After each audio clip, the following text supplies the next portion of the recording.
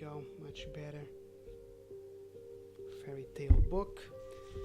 So today, as yesterday, and as I seek to do every single time I do something like this, I will be reading a fairy tale.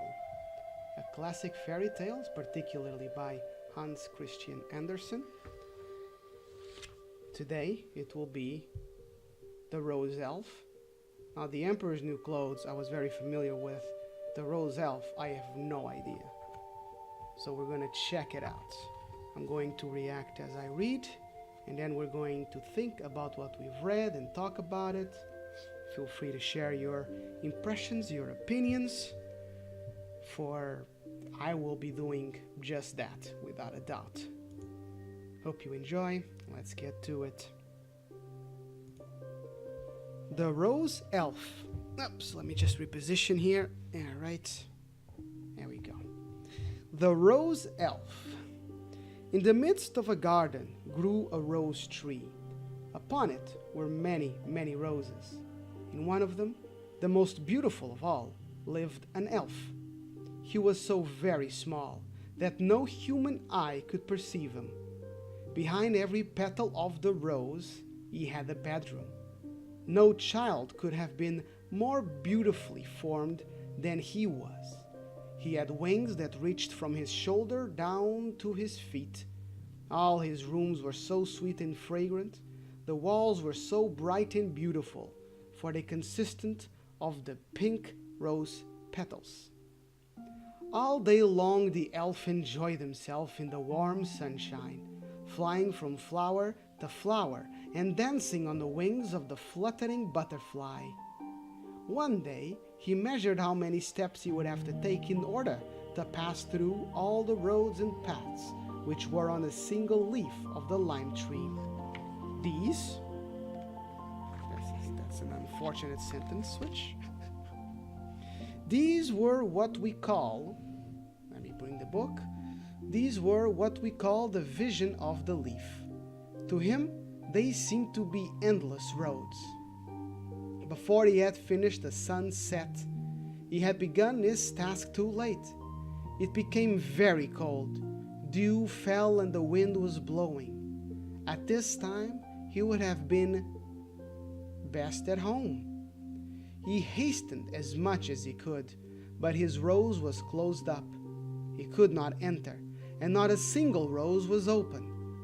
The poor little elf was very frightened. He had never before been out of doors at night, as he had always sweetly slumbered behind the warm rose petals. This would mean certain death to him. The elf knew that at the other end of the garden stood a summer house, covered all over with beautiful honeysuckle. The blossoms looked like large painted horns. In one of them, he thought, he might enter and sleep until the next morning. Thither he flew. But hush! 2 people were sitting in the summer house, a handsome young man and a beautiful girl. They sat side by side and wished that they need never part. They loved one another so much, much more indeed than the best child would love his father or mother. All right? Interesting comparison. "Alas, we must part," said the young man. "Your brother dislikes me, and that is why he sends me on an errand so far away over mountains and seas. Farewell, my own dear love, for that you will always be to me." Then they kissed each other, and the girl cried and gave him a rose. But before she gave it to him, she so ardently pressed it to her lips that the flower opened. Now the little elf flew into it and rested his head against the fine, fragrant walls. There he could hear very well how they bade farewell to each other. He felt that the young man placed the rose on his breast. Oh, how his heart was beating! The little elf could not fall asleep, it throbbed so much. The rose did not long remain undisturbed on his breast.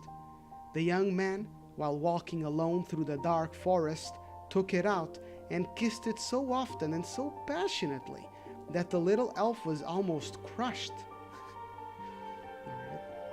He could feel through the leaf how hot the young man's lips were, and the rose had opened its petals as if the strongest midday sun were shining upon it. Wow. Okay. Then came another man, sullen and wicked. He was the malicious brother of the beautiful girl. He drew out the dagger, and while the other fondly kissed the rose, stabbed him to death. Then he cut off the head from the body and buried both in the soft ground under a lime tree. Wow, that is a steep turn right there. Now he is gone and forgotten, thought the murderer. He will never return again. He was to set out on a long journey over mountains and across the sea. On such an expedition a man might easily lose his life, and he has lost it. He will never come back, and my sister dare not ask me what has become of him. Thus thinking, he scraped dry leaves together with his foot, heaped them on the soft mold, and went home in the darkness of the night.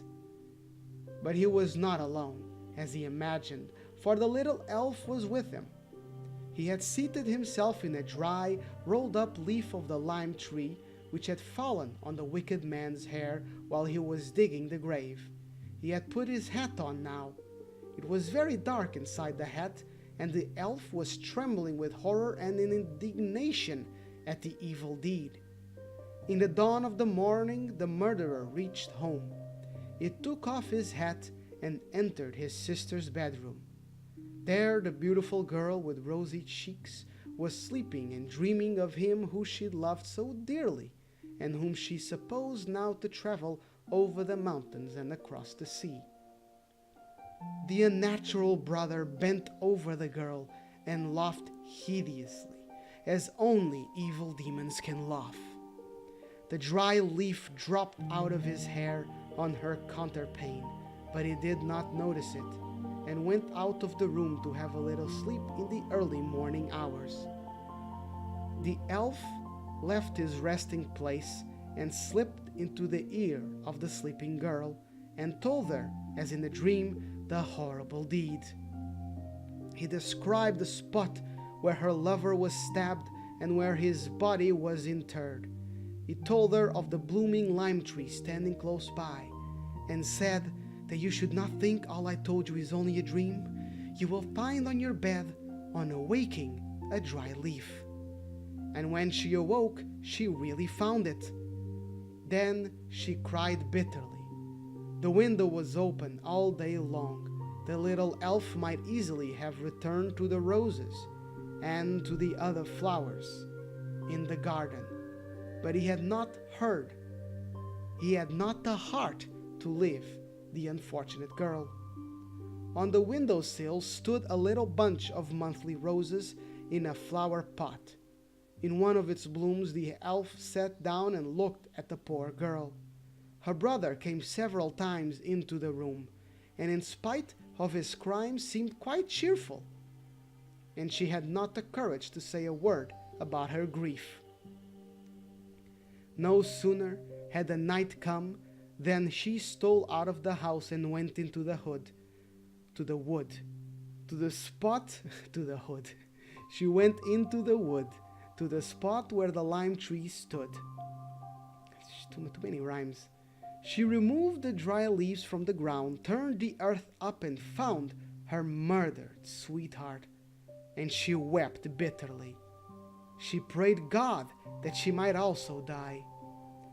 She would have gladly taken the body home with her, but that was impossible. So she took the pale-faced head with the closed eyes, kissed the cold lips, and shook the earth out of the beautiful curls. "I will at least keep this," she said, when she had replaced the mold and the dry leaves on the body. She took the head and the little bough of a jasmine bush growing near the spot where the body was buried, and returned home. Upon reaching her room, she took the largest flower pot she could find, put the head into it, covered it over with mold, and planted therein the jasmine bough. Oh, what is their plan? Ah, these old stories were so like. Can you imagine nowadays someone talking about beheading and then grabbing the head and taking this place and taking that place? Very interesting. Farewell, farewell, whispered the little elf, being unable to witness any longer her grief and pain. He then returned to his rose in the garden, but the rose was faded. Only a few withered petals were still clinging to the green stalk. Oh, how soon all that is beautiful and good vanishes, sighed the little elf. At last he found a new rose and made it his home. Under the shelter of its tender and fragrant petals, he could abide in safety. Every morning he flew to the window of the poor girl, and every morning he found her crying by the flower pot with the guy's head. Her tears fell upon the jasmine bow, and day by day, in the same measure as she grew paler, the bow became fresher and greener. Okay. One shoot after another sprang up. Many little white buds burst forth, and she kissed them. The heartless brother scolded her and asked her if she had lost her senses, for he did not like to see her crying over the flower pot, and he could not make out why she did it. Of course, he had no idea whose closed eyes, whose red lips were decaying in the flower pot. Jeez Louise. One day, the little rose elf found her slumbering and resting with her head on the flower pot. He slipped again into her ear and told her of the evening in the summer house, of the sweet smell of the rose and of the love of rose elves. She dreamed so sweetly, and with her dream her life passed away. She died a calm and peaceful death. She had gone to heaven to him who she loved. And the jasmine unfolded its buds into large white flowers and filled the air with its peculiar sweet fragrance. It could not otherwise give vent to its grief for the dead girl. Wow, okay. This is intense. The wicked brother took the beautiful jasmine bush as his inheritance, carried it into his bedroom, and placed it close by his bed, for it was delightful to look at, and its fragrance was very pleasant. The little rose elf followed. He flew from flower to flower, for in each of them lived the little elf, and told them of the murdered young man whose head was decaying beneath the mold, and of the wicked brother and the poor sister. Oh boy. We all know about it, replied the little elves. We know it, for have we not sprung forth from the eyes and lips of the dead man's face? We know, they repeated, nodding their heads in a strange manner. Oh. The rose elf could not understand why they remained so calm. He flew out of the bees, which were gathering honey, and told them the story of the wicked brother.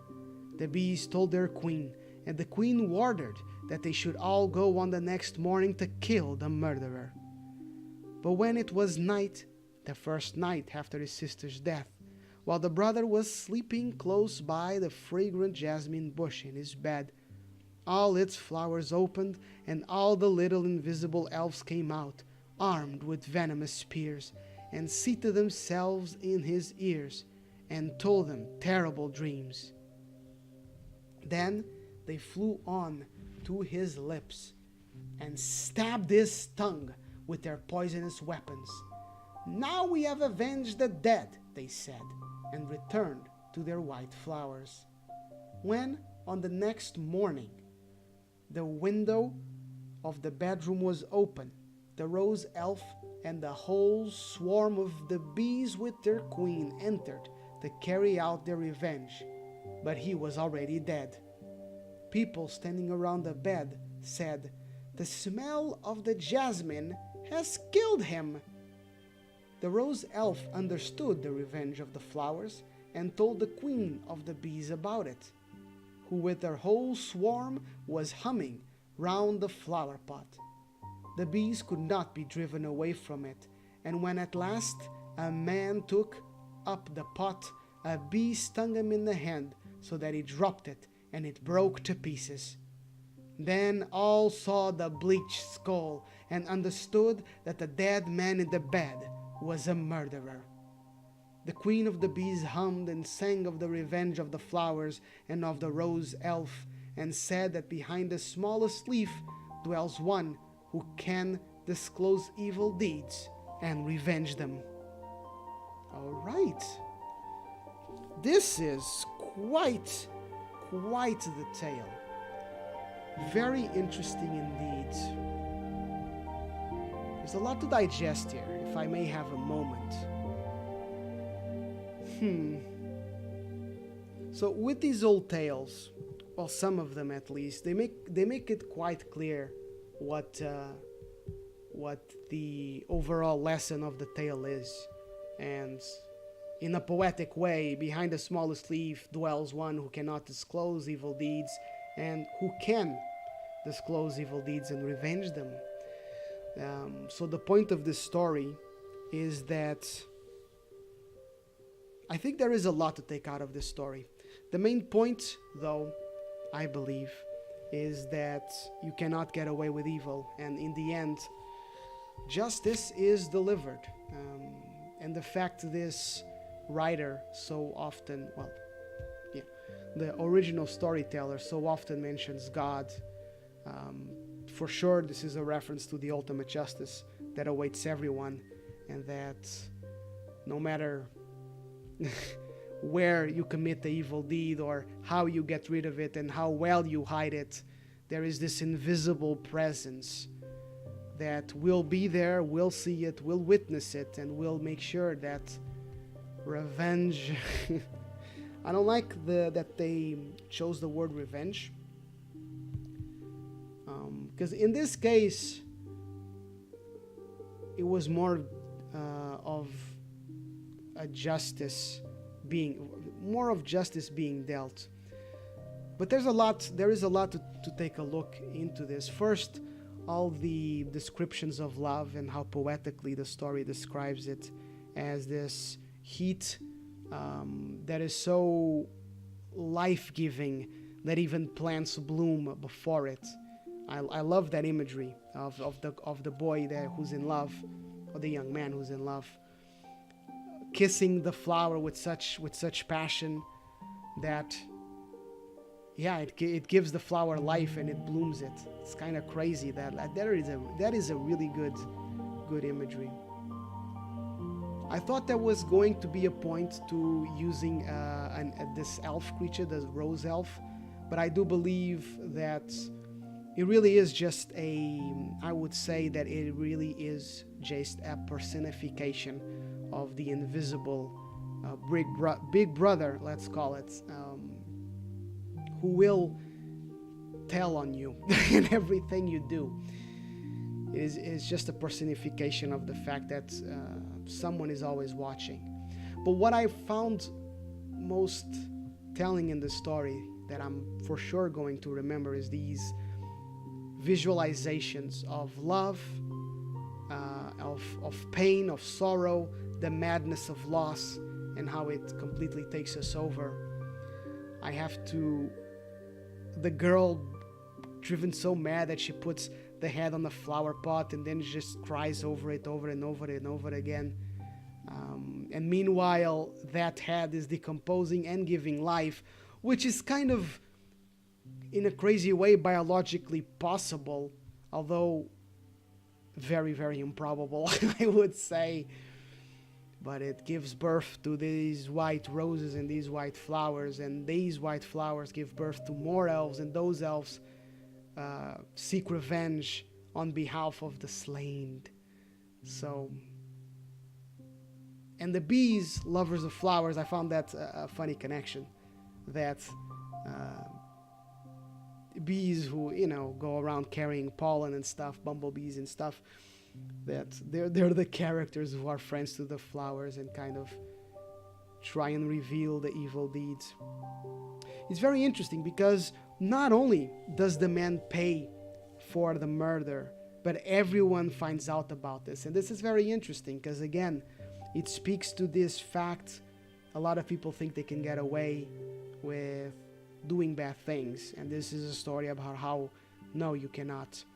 So I think this is a great story for children because, one, it teaches you that, let me focus the name here, pay respects to it teaches children, or it would teach children, that you are never going to get away with evil deeds, but more importantly, the impact that those evil deeds have on even those you love. In a mad, twisted way, the brother was protecting the sister, yet he led to her ultimate depression, sadness, and death, and then God killed himself. So not only did he not get away with the evil deeds, but whatever he was trying to get out of it just did not happen, did not occur, did not end up that way. It was a tragic tale for everyone involved.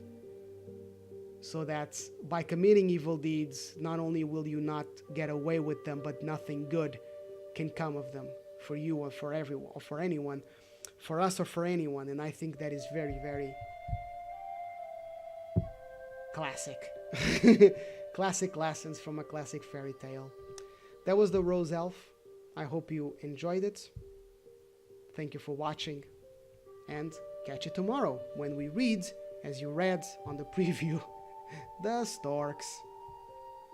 Bye bye. This is Kuzcopia signing out.